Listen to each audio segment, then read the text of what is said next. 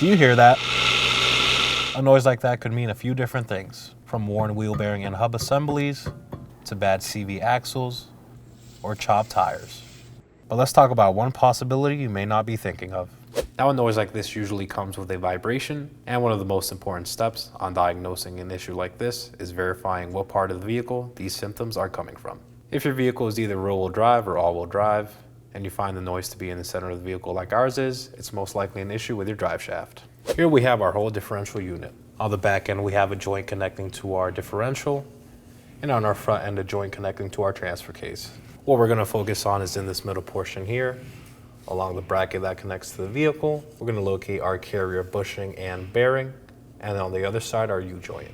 Now when drive shafts fail, it's usually due to the carrier bearing, your U-joints, or the joints on both ends. Now inspecting the health of these components is simple, from inspecting the carrier bearing for any damage or corrosion, to checking for play on the U-joint by going up and down and side to side, and also inspecting for any grease that's coming out of the bushings. Now in our case, we pinpointed the noise to the center carrier bearing. As you can see, it's extremely corroded.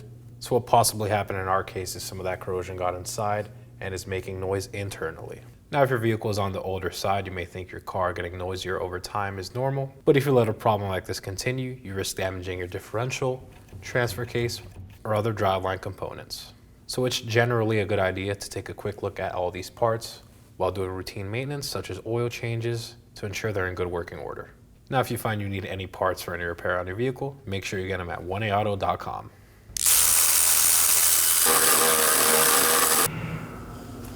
Now we have our whole drive shaft on the bench, and we could take a closer look at our damaged carrier bearing.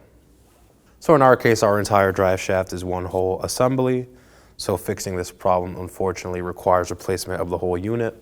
Now in some larger vehicles, you may be able to replace specific components such as your U-joint or carrier bearing, so it's important to research the best way to go about this repair for your application.